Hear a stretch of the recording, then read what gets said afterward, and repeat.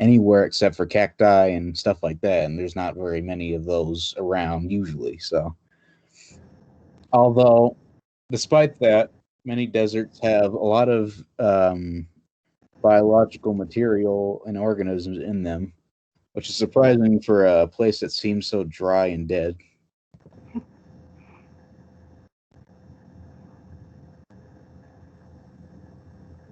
Most deserts tend to occur around 30 degrees north south. Oh, God.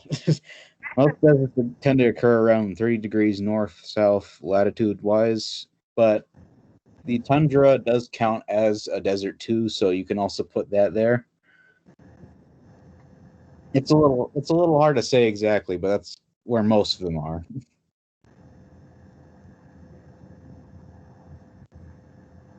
There's a lot of biome factors when it comes to deserts, surprisingly enough, and many of them highlight specific parts of it, such as the soil being loose and dry and not very nutritious for plants because there's not very many things to decompose and get into the soil for in the first place, and the lack of water makes things harder to break down for plants. The temperatures are very high, and that can dry out the soil, or if they're very low, it can also freeze the water in the soil and make it loose both ways. The precipitation is normally very low. It's just very dry in general. And I think this is mostly because of the hot winds that get blown over it constantly. The cacti tend to be the most dominant vegetation because they're built specifically to be able to live in desert conditions. So they can hold a lot of water. They can take a lot of water. They have spines to protect animals from eating them and trying to get the water in there. And I'd say camels are probably the most dominant animals there because they have various adaptations that help them survive in the desert, like long eyelashes to keep sand out of their eyes, or really hard mouths to be able to eat cacti.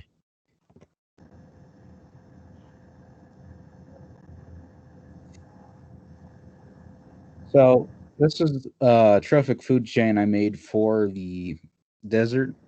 I'm not going to explain every part of it in depth, but basically you have plants which produce a little less than 200 calories per square meter, and then you have grasshoppers, rabbits, bugs, camels, stuff like that.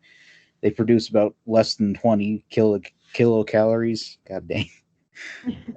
Then you have lizards, scorpions, snakes, roadrunners that tend to hunt those, and they produce less than 2 kilocalories per square meter.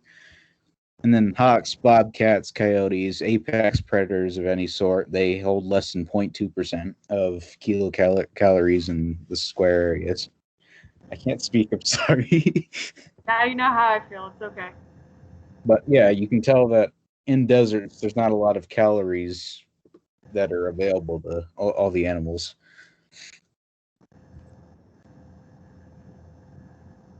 Here's a very basic food web of what a desert food web might look like. I didn't It's kind of hard to make a food web online, so it's just sun, plants, rodents, rabbits, bugs, stuff like that, camels.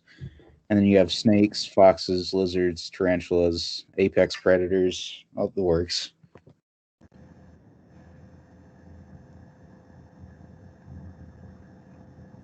Climatographs between the north and the south tend to be a little different. For example, during the I'd say the middle months in the north, a lot hotter, and during the middle months in the south, it gets a lot colder. Not a lot colder, but definitely cold enough to notice. And the same thing seems to happen with the precipitation. So the hotter it gets, the more precipitation there is, and the colder it gets, the less precipitation there is. It's pretty interesting to see, actually. I don't exactly know what causes it, but it's really cool regardless.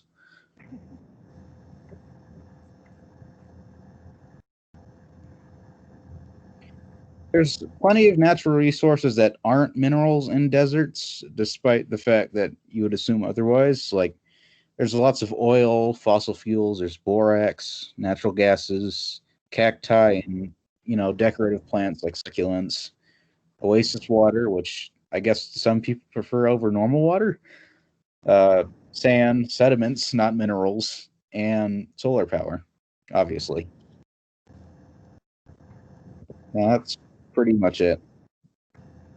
The rest of the slides are just citations for my information in the images. So. Good. Very nice. Thank you, Dante. It's really weird. I think that's the first time I've ever heard your voice. Yeah, I don't tend to talk much. I'm sorry. It's fine. It's fine. All right. So while we transition over to Leland, you guys, well, at least a few of you, not more than that, should be marking up questions. So do I answer them as they pop up, or do I just wait? I'm not going to make you answer, but I am probably going to pull from these later on in the future. Yeah, Naija. Okay. No, so you have to do 3 total. So if we have 10 presentations today, you only have to ask 3 questions. So you don't have to do every single person. All right? I'm going to mute myself now. That's fine. All right. Let's see. Oh, I was going to say for the record, sometimes going first is always nice because then you're done and over and you don't have to be anxious about anything. That's how my husband volunteered to get tasered because he would rather get it done first and then listen to everyone's screams afterwards and it won't affect him. All right. So Leland, you are up next. You said you're going to share your screen, correct? Yes. All right, so let me unshare mine. So you should be able to now. Okay. Are you ready? Yep. Okay.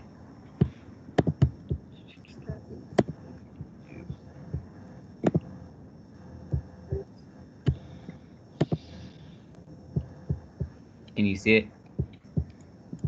Yes. So we can see it. You'll just want to be in presentation mode so that way it's actually legible. There you go. Is that better? Very much. You're all good to go. Okay.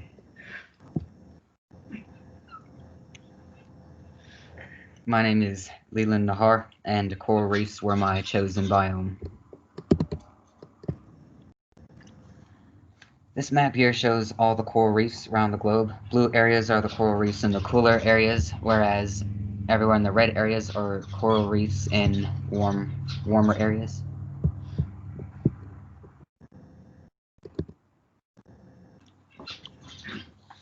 Did you know that corals are both dead and alive at the same time? Well, corals formed from the hardened bodies of dead coral polyps. Polyps are colonizers, so they live in huge groups, stacked on top of each other. When coral polyps die, their bodies form calcium carbonate, which is also called limestone. Other species of animals do inhibit these structures. Coral is a semi-live organism created from dead organisms. Coral's calcium carbonate tissues are covered in live polyps that absorb oxygen from the water. Coral polyps consume zooxanthellae, which is algae. The algae survive and live within the polyp using any sunlight to make glucose for energy. This energy is then used to digest the polyp's food source of phytoplankton and zooplankton. Zooxanthellae also give coral its color.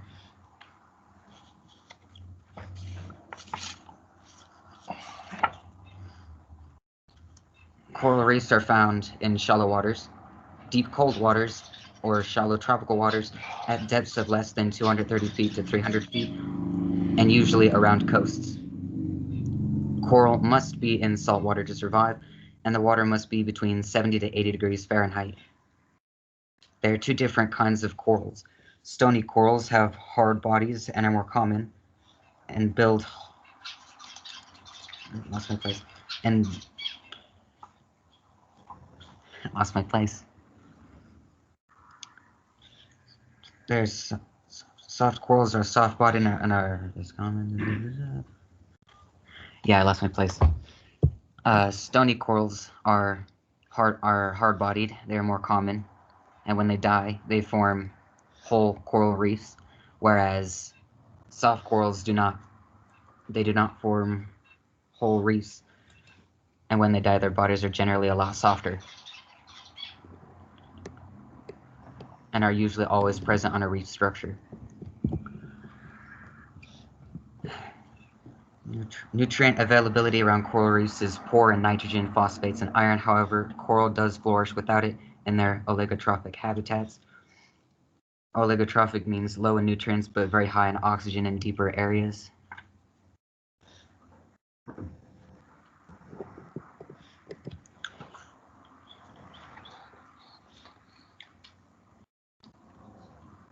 Nutrient availability.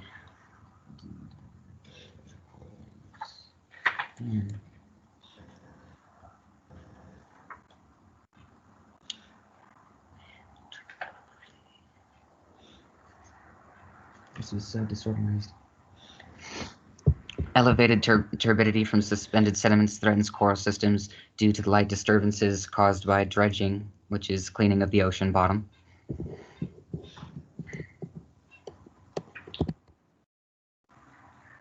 This climatogram shows the average rainfall and temperature throughout the year in an average coral reef. So you're on the food chain slide, not the climatogram. I had cards, but I think they all got messed up. Okay.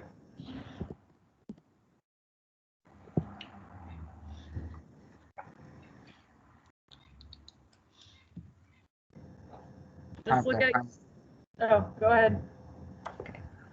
Primary producers are consumed by primary consumers, which in turn are eaten by the tertiary consumers. The tertiary consumers are then consumed by the quaternary consumers. Which here, the quaternary consumer would be the reef shark, as in this food chain, it is the top predator.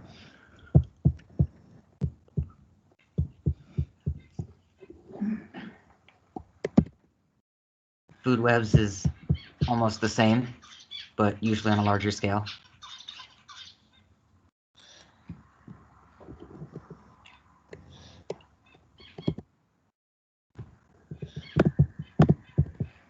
Oops. Here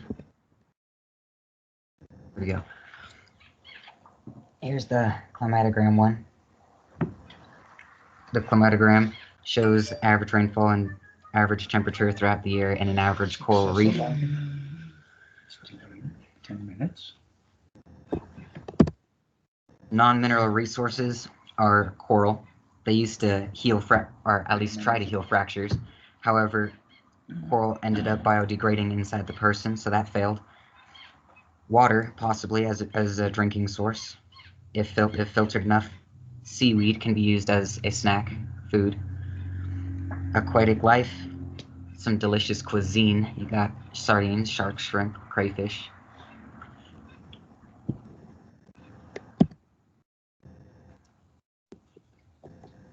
And I had one question. How do dead polyp bodies create entirely different organisms that the entire ocean depends on? Here are my sources. All right. Thank you. Very nice. And you guys will actually learn some more about that biome. I am going to attempt to do some documentary stuff next week, and it being about the coral reefs and the global bleaching event. So we'll actually learn a little bit more about that. You should be writing your questions if you haven't already. And then if you want to unshare your screen, Leland. Yeah. All right, I'm going to let Dante pick the next person to go. Since he got picked before. Where's my mouse? There we go.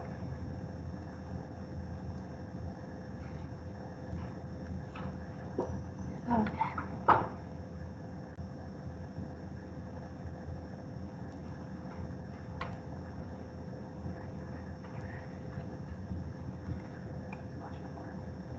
Kind of. Does it say, I like friends? Hi there. All right. I'm going to throw up, let's see. I'm going to throw up Javea since yours is pre-recorded. And I'm going to open it up. Let's see.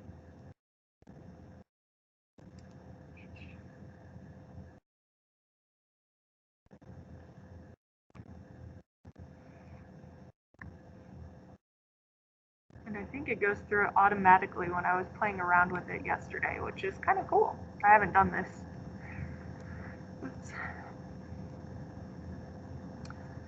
And I love the line picture. All right, so we're good there.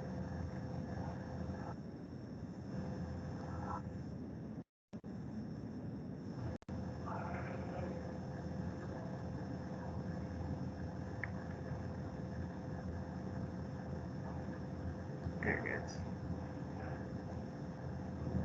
Maybe.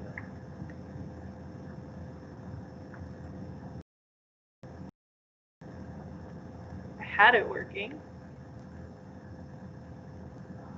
Places where the savanna biome are mostly found are half of Africa, Australia, South America, and India. In Africa, those places would be Kenya, Tanzania, South Africa, Botswana, Zimbabwe, and Namibia.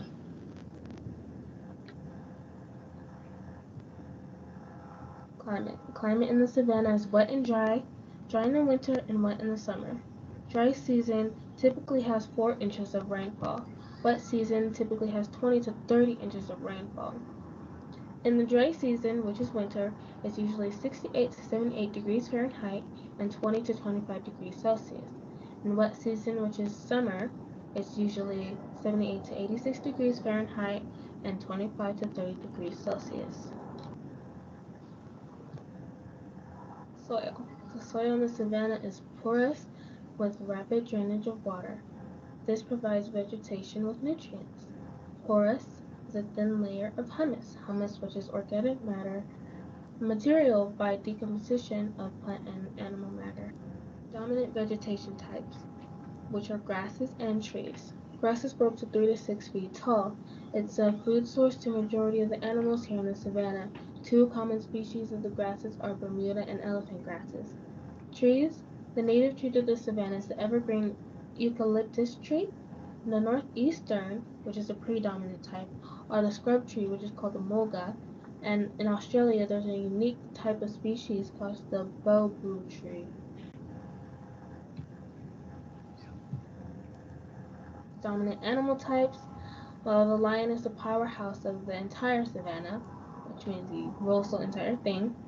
And the other animals that would be more dominant other than the lion are elephants, giraffes, zebras, rhinos, leopards, and cheetahs. A typical food chain would be producers, which is grass, trees, and bugs, would go to herbivores, which are giraffes, rhinos, and zebras, which go to carnivores, which are lions, hyenas, and cheetahs. As you can see, this is a typical food web of the African savanna biome. You can see the grasses, which go to the giraffes and zebras, and rhinos, which go to the lions, hyenas, and whatnot. Here are my climatographs. Non-mineral terrestrial natural resources. The non-mineral terrestrial natural resources are overall soil, which is mainly used for agriculture. There's also lumber and minerals. And there's a picture of an African tree, which is known to the savanna. And here are some huts. So, for my example, the wood from the trees are used to build huts for those who live there, as well as fire, because, they like to be warm at night, and see, because, okay, anyway. My work site page. These are all the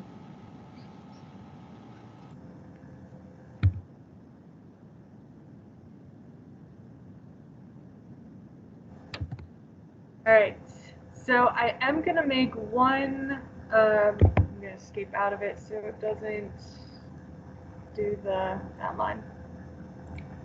So it doesn't do the sound. The only correction I want to make on that is looking at the food chain.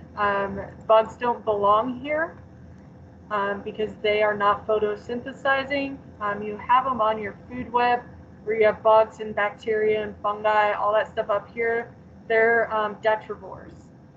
So they come and help break stuff down at the end.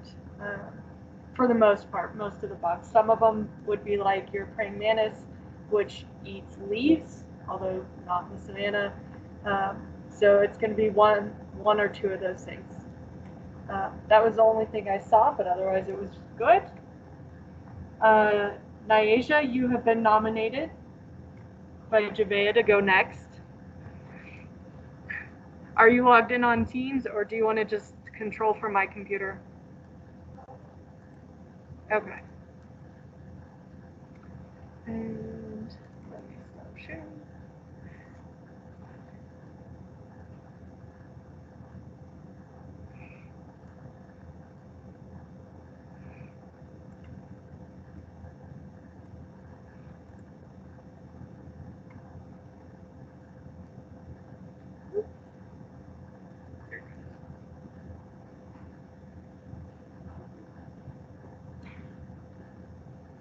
I've been having internet issues all day.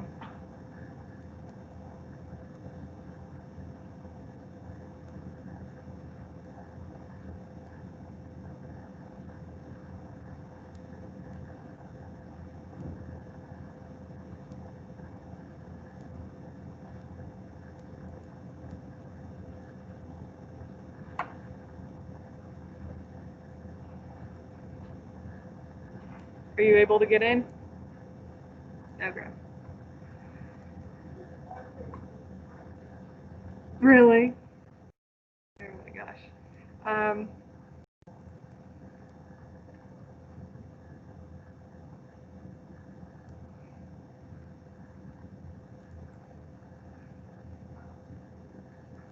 Oh, is it working now? Okay.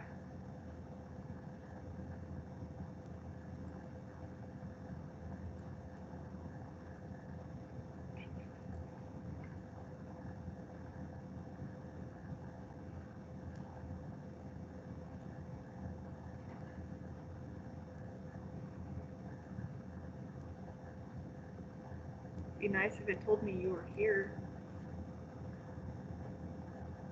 Yeah, I mean, that's what happened. It break. Nyasia's trying to join and share, but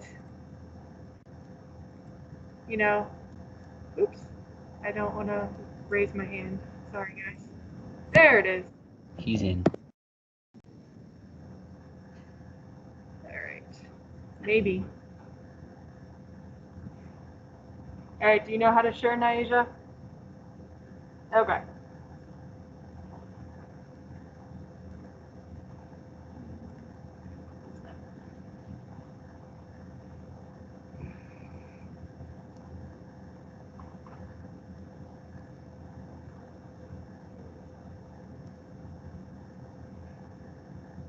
Really weirded out that I see my big face on her computer that far away. It's really creepy.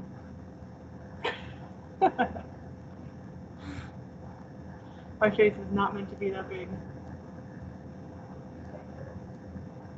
There it goes. It's a little bit of a delay. So just keep that in mind, but you're good.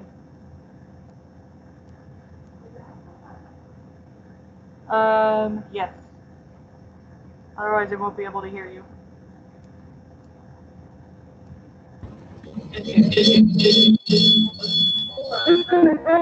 I'm turning mine down. There you go.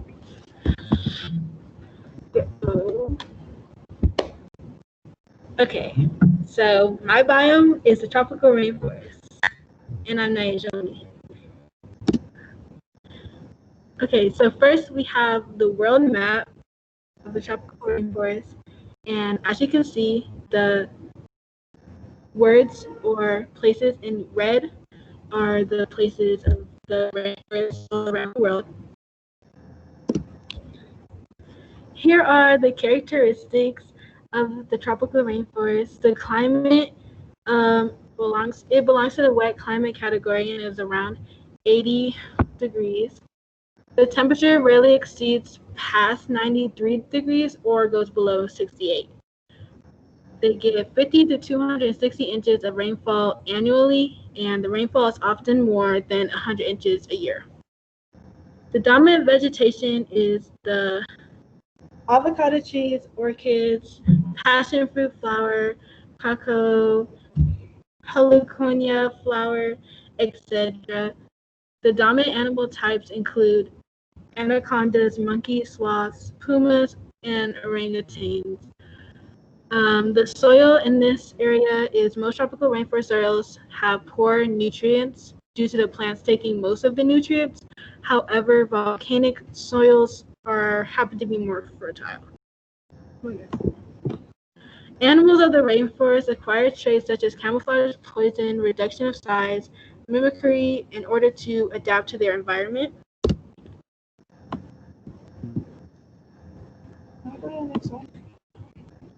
Here are some more characteristics continued, and this slide is about tropical leaves. So the leaves of the tropical rainforest adapted to cope with the environment's exceptionally high rainfall. When viewing, you see a drip tip. These drip tips enable raindrops to run down / off quickly. The reason they do this is to shed water. If they don't shed water, then they will be more likely to grow fungus and bacteria. Here is the typical food chain for the tropical rainforest. On the side, you can see the food pyramid, which is how it's supposed to be structured. And then on the other side, you see how it is for the actual rainforest. Okay, so on the bottom, which is the primary producers, is the banana plants, and which is the first trophic level. On the second trophic level, which is the primary consumers, is the golden lion, tamarind, and the first level would be the harpy eagle, which are just some examples. Okay, so the typical food web in this biome would be this picture displayed in front of you.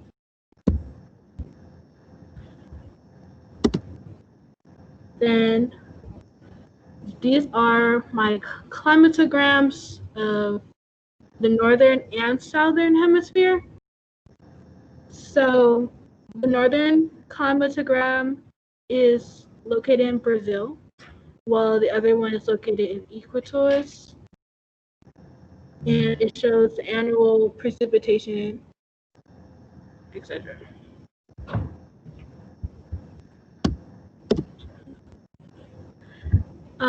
The natural materials of the rainforest include lumber, paper, water, plants, food, oils, and rubber.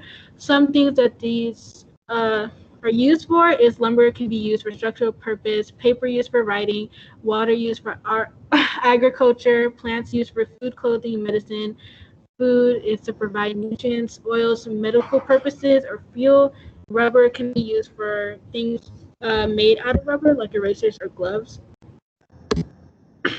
And these are all of my citations and where I got all my information.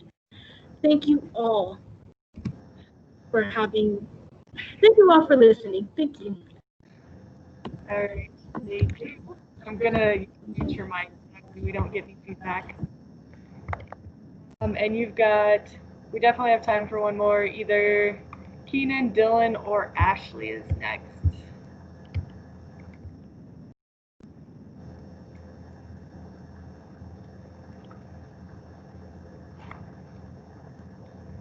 All right.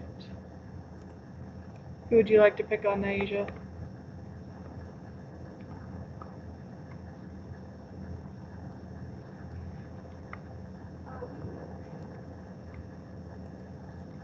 Go for who?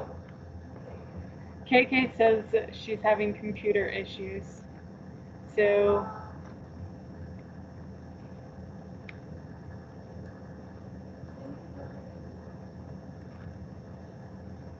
Ashley, Keenan, or Dylan. Those are the ones that have turned work in. Mm-hmm. Dylan. Mm-hmm. All right.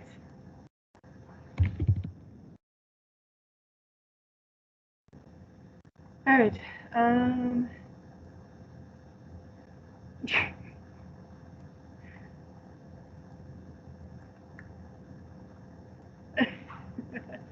All right. Let's see. I know I have a million things open. All right, Dylan. So I'm opening up yours. So you'll have to unmute your mic.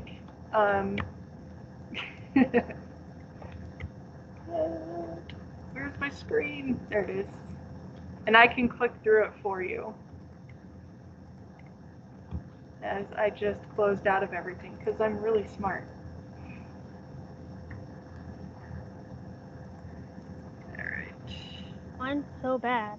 It's okay. I promise. No, All right. no. Okay, well, I did stream biomes. Yeah. Do I just tell you when to Yeah, click? you can just tell me when to click. I'm trying honestly right now. It's just there it goes. Okay, well, that's my map. The colors show like different like temperatures of the stream. Yeah. You can click. Oops, I clicked a whole bunch. Some characteristics. Those are some characteristics.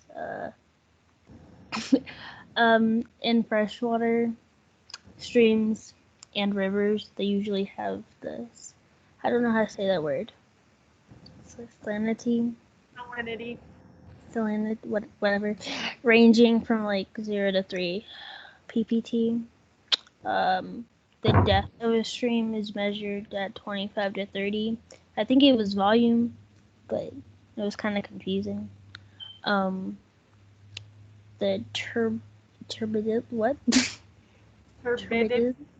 turbidity that helps the water clarity and how much oh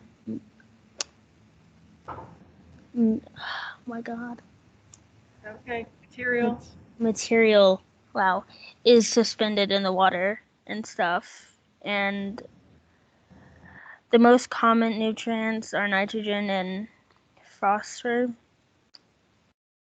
and they don't have layers. And that's the temperature. Yeah, you can click. That's the food chain thing I found. I was kind of confused about the trophic levels, so I just listed some of the things from the food chain that eat other things, I guess. Yeah, you can click. This is so bad. So I was kind of confused about this, so I didn't put any graphs, and I just listed cities. Those are my two cities. These are both northern hemisphere, by the way. They are. Oh, wait, I lied. No, that one's not. I was. Don't scare me like that. No, that's wow. South Africa. You're good. I'm sorry. Okay, those are my two cities. I didn't label any graphs, so probably have to fix that. I labeled some fish from streams, and a cool fact is some fish from saltwater comes and lays their eggs in freshwater, so that's dope. It's kind of cool. We can click. And then I think those are the website I used for most of them. All right. Thank you, Dylan. And so that will leave a few presentations for really the rest of the week. We'll fit them in. Make sure you send them to me. We'll go over some notes and some stuff tomorrow. The thing that you see online with the calendar, I'll probably push back a day, just because I forgot about how long it takes to do this online. So I guess I will see you guys tomorrow.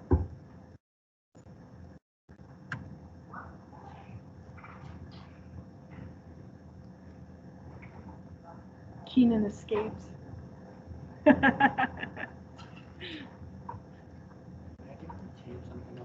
Yeah, you can. All right. Are you ready to present, KK?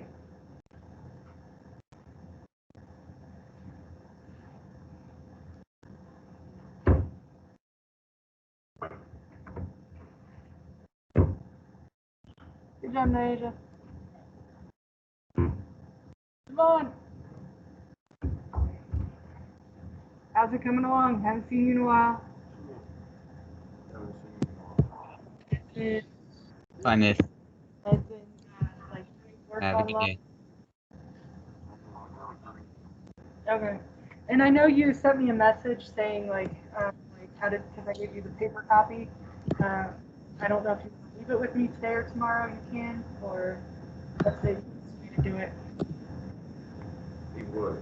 The paper that I guess you had written down information on. I think it was a notes packet. I don't remember. Okay. Okay. All right.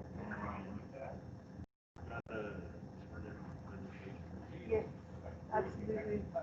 I'll get you presenting too. All right, I'll see you tomorrow, man. You're dying. No dying.